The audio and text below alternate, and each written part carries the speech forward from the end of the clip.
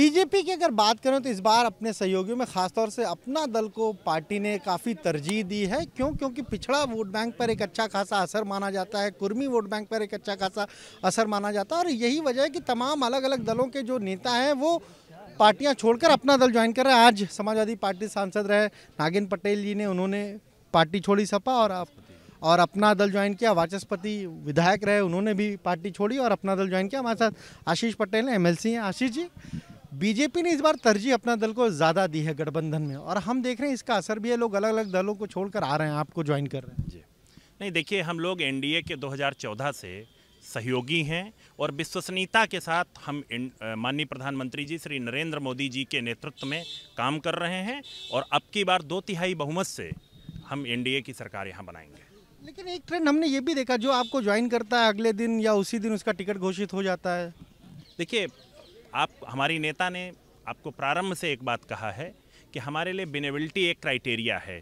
अगर वंचित समाज के लोग इस पार्टी को अपना समझ करके ज्वाइन कर रहे हैं जहां पर उनको सम्मान नहीं मिल रहा है, तो इसको टिकट के क्राइटेरिया में नहीं देखा जाना चाहिए।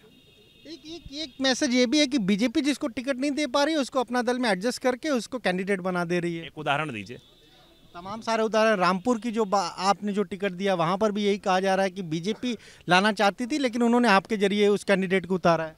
तो उनको बीजेपी ज्वाइन करना चाहिए था पहले उन्हें। ऐसा नहीं है, अपना दल अपने प्रत्याशियों को लड़ा रहा है, अपने सिंबल पर लड़ रहा है और अब पिछले लगातार 90% से ज़्यादा स्ट्राइक रेट रहा है। अब की बार 100% सीटें जीत करके नया वो रखेगा। 100% सीटें जीतेंगे। सीटें कितनी रहेंगी ये आप लोग नहीं बता रहे, अलग अलग लिस्ट आप जारी करते हैं। जी, सीटें अभी तक 18 तय हो गई हैं और आगे बातचीत चल रही है। कल बीजेपी के एक नेता जिनका टिकट के लिए नाम चला तो उन्होंने आपसे मुलाकात की, तो क्या उनको भी कहीं लड़ाने की तैयारी है?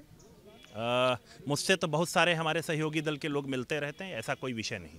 पल्लवी पटेल को समाजवादी पार्टी ने सिराथू से उम्मीदवार बनाया जहां पर केशव प्रसाद मौर्य चुनाव लड़ रहे हैं। ऐसे में क्या आप या अनुप्रिया जी जाएंगी वहां पर प्रचार करने के लिए? देखिए, हम लोग एनडीए के घटक दल हैं और 403 सीटों पर चुनाव लड़ रहे हैं। जहां एनडीए लड़ेगा वहां हम जाएंगे।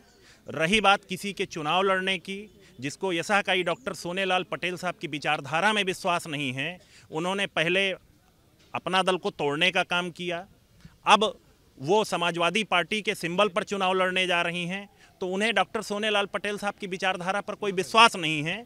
अतः उनके लड़ने न लड़ने से अपना दल के जो कमिटेड वोटर हैं, जो डॉक्टर सोनेलाल पटेल साहब के वोटर हैं, उन पर कोई असर नहीं। आखिरी सवाल, स्वामी प्रसाद मौर्य ने अपनी सीट बदल दी, पडरौना से जीतते चला है, इस बार फाजिल नगर से चुनाव लड़ रहे हैं। ये क्या बीजेपी का कुछ ऐसा है क्या फैक्टर?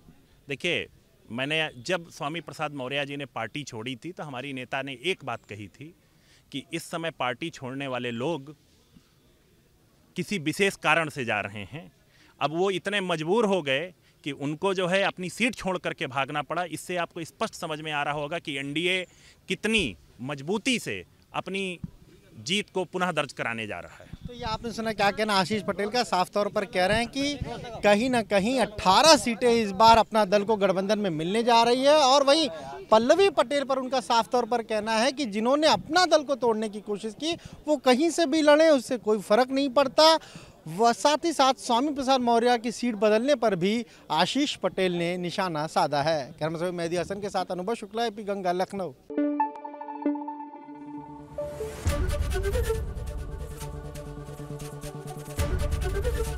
एबीपी गंगा, खबर आपकी, जुबान आपकी।